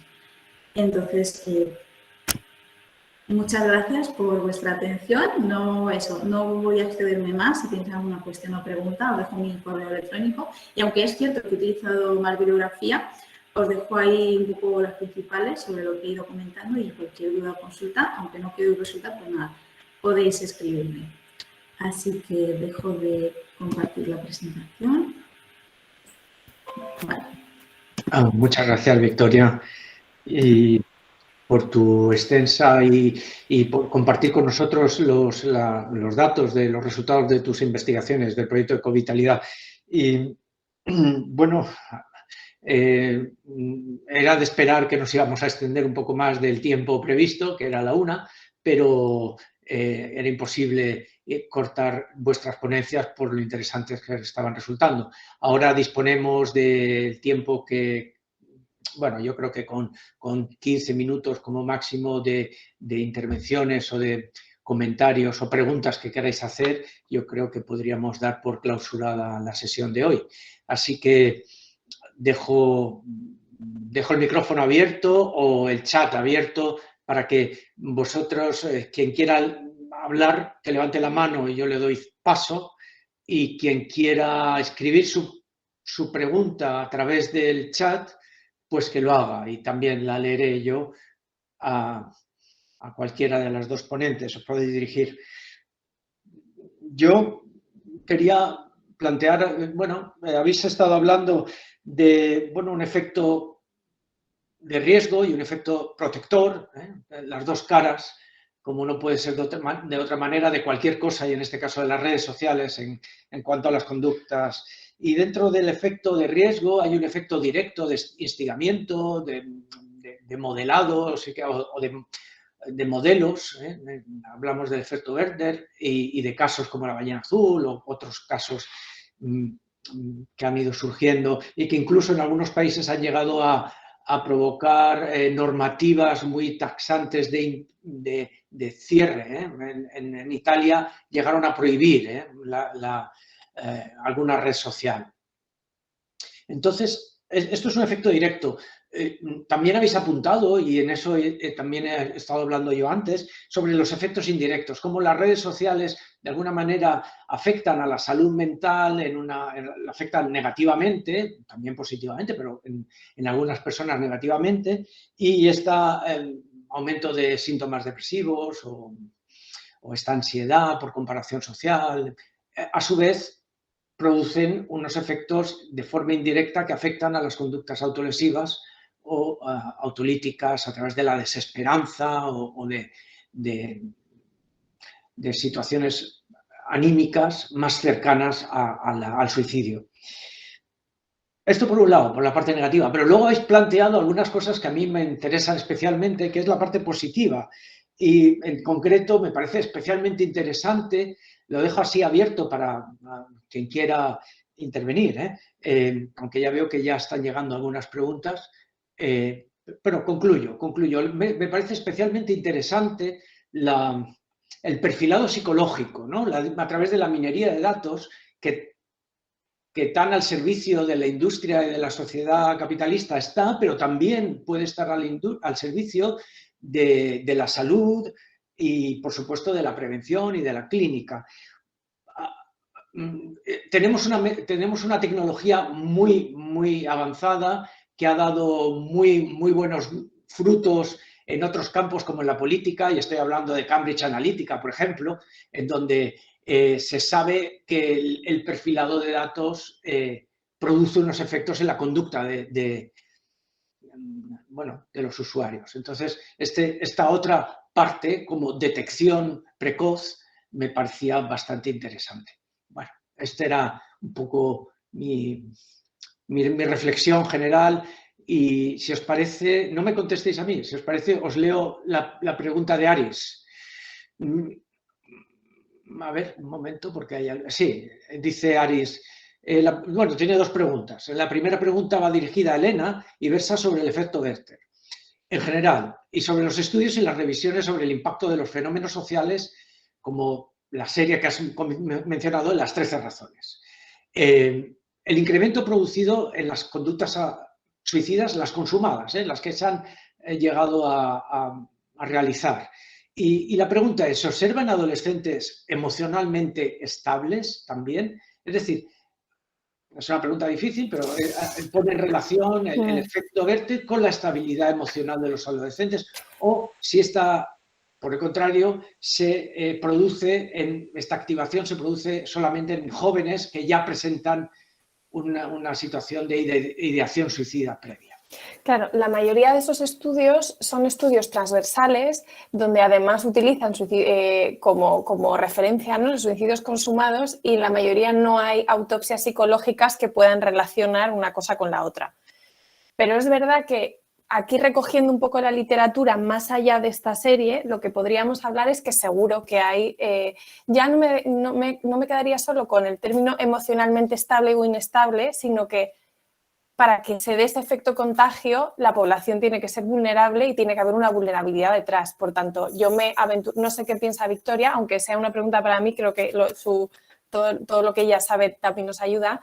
Creo que sí que tiene que haber cierta inestabilidad o tiene que haber factores de riesgos para que ese efecto contagio se dé. Porque también nosotros, ya no solo los adolescentes, pero al final somos espejo, ¿no? En lo que vemos en redes sociales o en medios de comunicación, en las series como es esta, lo que hacemos es identificarnos. Entonces, claro, si yo me identifico, no sé si todos habéis visto estas series, pero si yo me identifico con la cantidad de factores de riesgo que se dan en esta serie y que se le dan al adolescente, probablemente yo como tal no puedo estar estable porque estoy teniendo una cantidad de factores de riesgos acumulados que son los que me promueven todo eso. Así que, aunque los estudios la mayoría, por lo menos de los que yo he encontrado, y las revisiones no lo identifican, yo me aventuraría a decir que el impacto es en personas con ya inestabilidad emocional o patología previa, o patología no en términos de SM, sino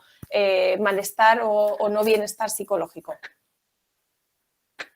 Sí, pues yo estoy de acuerdo contigo, Elena, y es que aprovecho, Aris, que sí que es verdad que una de las creencias que tenemos es que quienes presentan comportamiento de suicidio o autolesiones son adolescentes en general, no voy a la población general, que tienen algún trastorno psicológico y no tiene por qué ser así. O sea, que realmente sí que es verdad que es un factor de riesgo, pero hay otros factores de riesgo y en este caso no es a más factores más se predice, sino que puede haber una interacción y no tiene por qué ser sumativo, pero es verdad que si tenemos la presencia de mayor número de factores de riesgo, pues mayor alerta. Entonces, en este caso, la presencia de factores de riesgo más la exposición a este tipo de contenido no tiene por qué haber una presencia previa de ideación de suicidio, no tiene por qué haber un trastorno de depresión como tal, sino con que haya sintomatología o con que haya un inadecuado afrontamiento o haya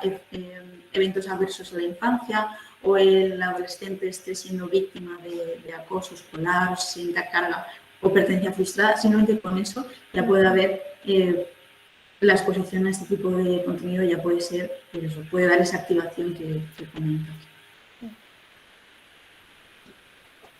Aris plantea una segunda cuestión, que es el control parental. Y lo plantea como el control parental percibido, es decir, preguntado a los propios adolescentes. Y lo plantea como un factor de protector. ¿Creéis que puede ser un factor de protector frente al desarrollo de autolesiones, ideación suicida o conducta? Pues bueno, igual te digo, Elena, si quieres, o bueno, cualquier persona que quiera intervenir. Adelante. Sí, en mi caso no he leído en esto en concreto relacionado con las redes sociales o con el uso de Internet.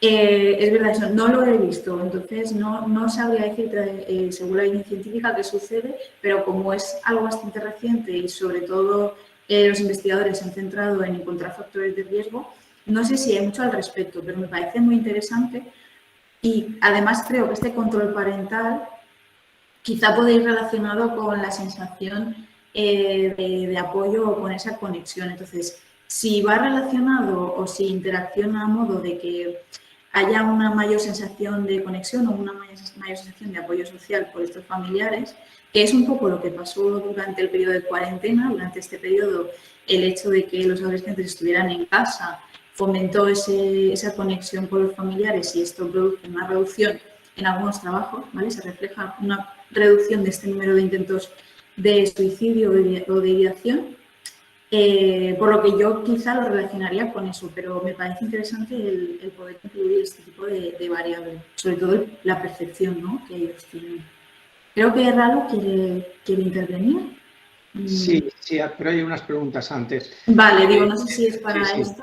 Entonces, bueno, Elena, no sé si quieres comentar algo. La verdad es que yo no tengo estudios ahora mismo, no se me están ocurriendo o no son accesibles, ¿no?, de que haya leído, pero me parece súper interesante de cara tanto la parte protectora, bueno, yo creo como todo en nuestra profesión, ¿no?, que tiene este aspecto protector, como mencionabas, como el control puede dar a suponer un corte, ¿no?, a determinados foros o determinadas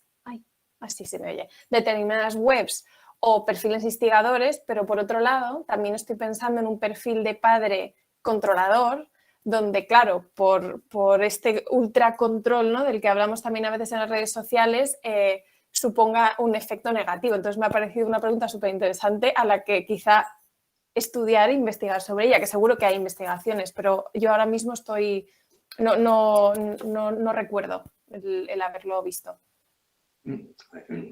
Siempre dentro del ámbito de los contenidos, que hemos hablado de series, por todas estas razones, o La ballena azul, Alicia nos plantea un contenido muy particular, que probablemente porque se justifica la pregunta porque es más consumido o porque es bastante consumido entre adolescentes, y nos habla del manga hardcore y pregunta si conocéis, si existe alguna relación o si tenéis alguna información al respecto. Yo no conozco, pero esto me suena, haber leído algún estudio, pero hace mucho, con respecto a, claro, es un manga, juraría el que se refiere a Alicia, porque no estoy segura de cuál y no estoy yo puesta mucho en manga, pero creo que hay unos perfiles de manga como un poco más oscuros, ¿no?, como mucho más negros, donde hay como una violencia mucho más explícita. Y entonces ella plantea como una reflexión interesante que tiene que ver con que se encuentra adolescentes con presencia de autolesiones que buscan refugio en este tipo de manga, y un poco cuál es, si es causa, esto es un poco lo de siempre, ¿no? Es el huevo o la gallina. No he leído estudios, pero mi sensación es que hablamos como lo que hablaba antes Victoria, que son factores de riesgo, ¿no? Que a lo mejor yo tengo ya mucho malestar, yo conecto con un tipo de medio, ¿no? Con un tipo de ficción donde hay, bueno, donde hay mucha emoción, donde hay mucha gente que sufre como yo, y que, claro, pues probablemente el que yo vea que las personas, que el uso de la autolesión en algún aspecto, pues probablemente haga este efecto Werder. Pero yo en particular no recuerdo estudios. Es otra cosa, como en este tipo de webinars siempre salen como 1000 cosas en las que cuando terminemos de hablar nos tenemos que poner a buscar y decir, uy, qué interesante esto, porque yo no recuerdo, no sé, Victoria, si tú tienes el dato más a mano. No, lo que me chirría de lo que comentaba Alicia es que en adolescentes en concreto depresivos, no sé si con diagnóstico o no, que buscan refugio en este tipo de dibujos. Bueno, pues aquí nos encontramos también que lo podemos relacionar con los estudios que sí que hay de contenido en redes sociales, no sé tanto en dibujos, que quienes presentan ya comportamientos usan más este tipo de contenidos, crean más este tipo de contenidos y viceversa, ¿no? En algunos casos puede ser, se puede utilizar como estrategia de afrontamiento, pero sí que es verdad que hay que estar alerta porque puede ser que en esta población en concreto vulnerable está expuesta a este tipo de contenidos y no sé cómo se tratan exactamente, pero imagino que no serán soluciones cuando esto sucede, sino que lo ponen como una solución, como una alternativa al sufrimiento, no sea lo más adecuado. Pero está claro que puede ser, como tú misma dices, Alicia, ambas. Puede ser causa y puede ser consecuencia, aunque entiendo que esto más es una consecuencia, quizás, si ya de por sí presentan síntomas de depresión, que vayan a buscar este tipo de contenidos en concreto. Sí, Alicia apunta también a este argumento. Bueno, tenemos a Mercedes, luego Sergio plantea una cuestión, Elisa, y también a la pregunta por micrófono. Vamos a ver, Mercedes nos plantea si hay una cierta relación entre suicidio con adicciones comportamentales. Entendemos adicciones comportamentales las que están reconocidas, tanto videojuegos como juegos de apuestas, como tal vez abriendo un poco más el espectro a aquellas que no están reconocidas todavía ni por la Organización Mundial de la Salud ni por la APA. Entonces, sí existe relación. Sí, yo creo que evidentemente sí. Lo que pasa es que estamos hablando de adicciones cuyas consecuencias en el día a día y en el impacto del individuo son devastadoras, ¿no? En el caso de juego online, la pérdida, independientemente de adolescentes o adultos, el impacto económico, el impacto social que tiene es bárbaro. Por tanto, evidentemente hay una relación a modo otra vez un poco de consecuencia, ¿no? Yo me meto en esta adicción donde además acabo solo, acabo desconectado de mis medios y se empiezan a tocar con factores de riesgo de desarrollar ideación suicida, que es soledad, sentimiento de despertenencia. Probablemente si hay una adicción comportamental hay problemas en el control de impulsos o en el autocontrol, entonces es como se van tocando teclas que sí que están relacionadas. Entonces, desde luego hay una relación otra vez, no solo, nunca es única, no es una causa-consecuencia, pero sí yo veo como una dirección, ¿no? Que el hecho de que haya una adicción comportamental probablemente acabe desarrollando, ¿no? Si hay afectación evidentemente y aparece esta desesperanza, como el siguiente paso, ¿no? El continuo, la dirección es a la del suicidio, ¿no? La ideación suicida a modo de escapar de esto donde me he metido, que ya es como devastador hacia antes. Pues os parece, si quieres atender tú la siguiente pregunta, Victoria, habla de diferencias de género. O sea, si en estas, tanto en las conductas de redes sociales como en las conductas de autolíticas o autolesiones, habéis detectado diferencias de género. Sí, pues hay diferencias de género. Es verdad que no me he metido a informar más sobre esto, porque dependiendo de qué estemos hablando se dan unas diferencias u otras. Pero bueno, como Dani ya comentaba al principio, de por sí ya el uso de redes sociales ya conlleva diferencias entre hombres y mujeres, y también, como decía Elena, se da la paradoja del género, y es que las mujeres, aunque sí que es verdad que se ha visto que llevan más conducta de búsqueda de ayuda, tienen pues eso, más ideación, pero los intentos de suicidio son en un número menor que los hombres. Digamos que los hombres consiguen, o al final sí que hay más hombres que fallecen por suicidio, pero hay más mujeres que tienen pensamientos, ideas, deseos. Entonces, hay la diferencia. Y luego en la diferencia en las redes sociales encontramos un poco lo mismo. Las mujeres sí que es verdad que están más enfocadas en utilizar ese contenido para la búsqueda de ayuda y no tanto en los hombres, pero también por el tipo de contenido que buscamos tanto mujeres como hombres, y también hablando de adolescentes. Pero claro, aquí es verdad que depende de cómo busquemos, tenemos datos distintos, pero en general yo creo que la paradoja del género se puede extrapolar también de ese modo. Gracias, Victoria. Ralu, tenías una pregunta. Ahí estás. Adelante, Ralu. Hola, buenas. Muchas gracias a Victoria y a Elena y a ti, Daniel, porque es un tema muy, muy interesante. Y más desde ayer tenemos el número 024, donde también pueden llamar si lo necesitan. Bueno, empiezo con la pregunta para Elena. Vale, Elena, muchas gracias porque ha sido a lo largo de este año, ha sido de gran ayuda tu material que nos has dado en el máster. Siempre recurro a él y la verdad que es una herramienta genial porque lo he necesitado, porque he visto que hay cada vez más incidencia. Y yo te cuento una cosa que me confronté con ella. Pues esto es una nena de 16 años con tentación suicida y autolesiones. Pero lo que me llamó a mí la atención es que como ella tenía es decir, yo tengo mi visión sobre si la vida merece la pena o no merece la pena, y tú no puedes juzgarme por ello. O sea, que se escudan como un poquito en eso de que, bueno, vale, sí, el suicidio no está bien y las autolesiones tampoco, pero esta es mi visión de si la vida merece la pena, y ahí solo puedo decidir yo. Es que eso es una de las confrontaciones comunes en terapia, población infantojuvenil o no infantojuvenil, que es que el suicidio es una decisión personal, ¿no? Pensado así, es como, esto es una decisión mía, no la puedes juzgar. Claro, nuestro trabajo ahí no es juzgarla, nuestro trabajo es, por un lado, hacer ver la cantidad de factores que están relacionados, saliéndonos del enfoque técnico y metiéndonos en un enfoque un poco más aplicado, mirar todos aquellos factores relacionados, aquellas cosas que pasan a tu alrededor que influyen en cómo yo veo la vida. Y claro, si yo estoy viendo la vida de una manera tan negra, a veces tiene que ver con la cantidad de cosas que me están pasando que hacen que yo la vea de esta manera tan negra. Por eso se hace, y probablemente ya lo hablamos en el máster, se hace tanta alusión a la visión túnel, ¿no? Esta idea de que ahora no puedes ver otra cosa.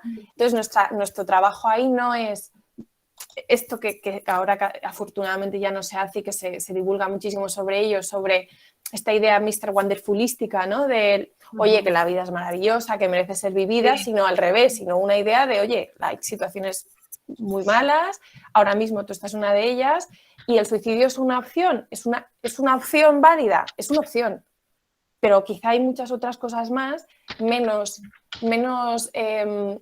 rígidas y sobre todo menos permanentes que te van a permitir solucionar lo que está pasando. Entonces, sí, claro, ahí entramos como, perdón que te he cortado, en el aprender a no confrontar y no entrar en el discurso de, pero que sí, mujer, que la vida es maravillosa y que sí, ¿no? Esta idea como un pelín confrontadora que es muy dañina en sesión. Sí, siempre me acuerdo de lo que decías tú, que bueno, sí que es verdad que estamos ante situaciones difíciles, pero no es necesario poner una solución tan permanente a un problema a varios problemas que pueden ser pasajeros, ¿no? De alguna manera, ¿no? Esto también es muy importante. Y nada, muchas gracias, Elena. Y luego la pregunta para Victoria, y muchas gracias, Vicky, por estas cosas. ¿Tenemos algún tipo de estadística para los niños y las niñas que comienzan con autolesiones antes de los 12? Porque sí que es cierto que hay niños que con 8 o 9 ya están pensando pensando y haciendo, ¿no? Autolesiones y conducta suicida.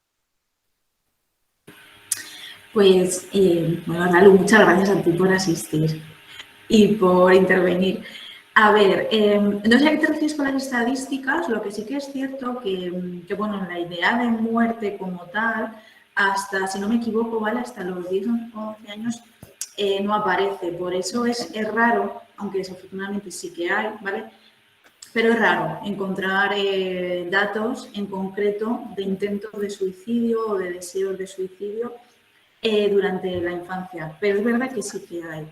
Y eso, y desafortunadamente, sí que tenemos esta información. Ahora mismo no tengo los datos, no tengo los datos aquí. Lo que sí que se ha visto, eso, lo que sí que os he puesto era que 7 niños y 7 niñas se suicidaron en España durante el 2020 y esto ha ido en aumento porque en años anteriores no había casi suicidios detectados en concreto en menores de 15 años. Y es verdad que las autolesiones sin intención de suicidio ya estamos hablando de otro tipo de problemática y es cierto, no os he traído el dato y no, ahora mismo lo tengo a mano, perdona, pero va relacionado sobre todo eso con una estrategia de afrontamiento, con quizá una posibilidad de modelado, pero eso sí que se da en concreto lo que aquí tuvimos hace unos años, que era el fenómeno de la ballena azul, ¿no? que se instigaba a través de redes sociales a llevar a cabo ciertos retos, entre ellos autolesiones. Entonces, claro, esto no estaría tan relacionado con que ese niño o esa niña se quería morir o acabar con su vida, sino que estaba relacionado pues, con retos más a nivel social. Y por eso la diferencia. Entonces, te he contestado a mitad, es raro, perdona, no te he dado los datos porque ahora mismo no los sé. Sí, muy interesante. La verdad que yo lo estoy viendo mucho porque cada vez en consulta aparecen esta conducta, o sea, antes. Yo creo que tiene mucho que ver el móvil y el uso y abuso del móvil, ¿no? Porque ahora los niños cada vez antes los vemos con un móvil en la mano. O sea, yo antes de ayer estaba en el supermercado y vi un bebé, yo creo que no tenía los 2 años, lo llevaba su madre, parecía atado, ¿no? Como al pecho, y tenía metido dentro el teléfono y digo, madre mía, pero casi que no tiene el año. Claro, en el momento en el que tienen la posibilidad de aprender de que hay una estrategia para afrontar un malestar o que hay una estrategia para ser aceptado socialmente o eso, que hay ahí un modelado y tienes este tipo de contenido tan a mano o tan fácil de encontrar, pues eso, ahí tenemos ese riesgo en concreto de autolesión, con o sin intención de suicidio, pero sí que es verdad que está ese contenido ahí y que es muy fácil de compartirlo y de llegar a él. Sí, muchas gracias. Muy bien, gracias a ti, Ralu. 2 preguntas y creo que con esto ya podríamos dejar que nuestras invitadas descansen. Una de ellas nos pregunta Elisa si existe o si habéis detectado algún tipo de estilo parental que estuviese más relacionado o asociado a este tipo de conductas. Esa es una pregunta para cualquiera de vosotras, así que ánimo. A mí me pasa un poco lo de Victoria, que siempre tengo la sensación de que no tengo los estudios, que no los he puesto, pero que lo he leído, pero no está puesto en las diapositivas. Creo recordar que los estilos autoritarios y evidentemente el negligente como tal están relacionados, pero no, esto a lo mejor soy muy pesada en esto, pero porque no es el estilo, no es la etiqueta del estilo, es que si yo tengo un padre o tengo una madre que tiene un estilo muy, muy autoexigente, probablemente las ideas y creencias que tengo sobre mí mismo son muy exigentes o son muy dañinas en algún aspecto y que se relaciona con cómo me veo a mí misma y lo que puedo conseguir y si me están diciendo, por ejemplo, relacionándolo con la presión académica. La presión académica muchas veces viene del estilo parental, ¿no? Que me están diciendo, oye, tienes que sacar 9 o tienes que aprobar o tal. Entonces, creo que los estilos exigentes probablemente estén más relacionados, pero no por el estilo en sí, sino pues, ya por lo que genere. Y evidentemente los estilos negligentes, pues la evidencia, ¿no? es también como clara sobre la relación que puede tener. Muy bien. ¿Te parece, Vicky? Pasamos a la siguiente pregunta y última. Es por micrófono, así que adelante. Es por parte de una unidad de prevención comunitaria. Hola, buenos días. Soy Laura de la UPK. Laura, hola, es que no te veía el nombre. Hola, Daniel. Hola, Victoria, Elena. Muchas gracias por lo que habéis expuesto. Creo que el hito, ¿no? y el éxito es que estemos ya en un momento en el que hablemos abiertamente de este tema, que creo que ya venía haciendo falta y creo que ya eso es de agradecer. Habéis comentado, creo que ha sido tú, Elena, porque con mucha información hay que procesarla después. Habéis nombrado a alguien que haya como una especie de estudio, un poco como de los pasos o de, digamos, el perfil que tiene la persona que ya, pues, en su momento ha consumado el suicidio. ¿Cuáles son esas huellas, por decirlo así, a nivel digital? Es decir, has nombrado algo como que tenía una actividad, por ejemplo, nocturna en redes sociales. Sí. Es decir, entiendo que es difícil delimitar y decir, bueno, el que se comporta así, está claro que no es así, no causa-efecto. Pero entendemos que a la hora de poder detectar, sabemos cuáles son los factores de riesgo, sobre todo en la parte presencial, en la parte relacional, social, pero claro, esta parte digital genera todavía muchas dudas, es decir, oye, ¿hay alguna manera, por mínima que sea, de detectar esa actividad en redes sociales, ya no solo de una persona adolescente, sino también adulta, previa a ya esa ideación o esa consumación del suicidio? O si hay estudios que ya estén también en ello, en este momento. El estudio... Gracias, Laura, por la pregunta. El estudio que he puesto, que me parece interesantísimo, que está hecho en España, no recuerdo ahora mismo si eran de intentos de suicidio o de suicidios consumados, pero el perfil que encontraban de cuentas que siguen a pocas cuentas, ¿no? Que ellos lo definían como que tenían pocos amigos porque seguían a muy pocas personas, que eran más frecuentes de noche, que eran más frecuentes a fin de semana, que tenían más comentarios, digamos, más tweets negativos, en negativo, ¿no? Utilizando frases en negativo o en primera persona, como estos hay ahora mismo muchísimo. De hecho, China, en su red social, porque claro, no todo el mundo tenemos las mismas redes sociales, la red social de China que se llama Weibo, hay, claro, una amalgama ahí de estudios y de investigaciones fortísimas haciendo lo mismo, ¿no? Haciendo este mismo análisis y encontraban pues, perfiles de frases muy cortas. Incluso hay estudios ahora que están relacionando con el contenido no solo de frases, sino de imágenes, ¿no? De las imágenes que van subiendo. Entonces, se están haciendo y además ya no tan implícitas. Por ejemplo, esto es actual. Hace menos, creo que es 4 días, una chica española puso en Twitter, hola, sé cuándo lo voy a hacer, sé cómo lo voy a hacer, sé todo, no me están haciendo ni caso, estoy completamente sola, y se hizo viral porque pues creo que fue un perfil conocido, mencionó al alcalde de ese sitio, es decir que ya hablamos de huellas, como decía Daniel, de minería de datos, pero luego también no nos podemos olvidar que en presencial, en físico, tanto online, hay un componente que es las cartas de despedida, que ahora en las redes sociales son, por un lado, o hacer la comunicación de que lo voy a hacer a través de un tweet, a través de una historia, a través de un post, o porque de repente desaparecen todas mis redes. Alguna madre que ha hablado con ellas lo que me decía es que se borró todas las redes sociales, se quitó Instagram, se quitó WhatsApp. Estos ya son huellas que no son tan pequeñas, son algo como cosas mucho más abiertas. Entonces, sí que las hay y hay muchos estudios, Laura, cada vez más, afortunadamente. Muy bien. Pues muchas gracias a todas vosotras por el interés que habéis tenido en este primer webinar. Espero que mantengamos el interés en los siguientes webinars.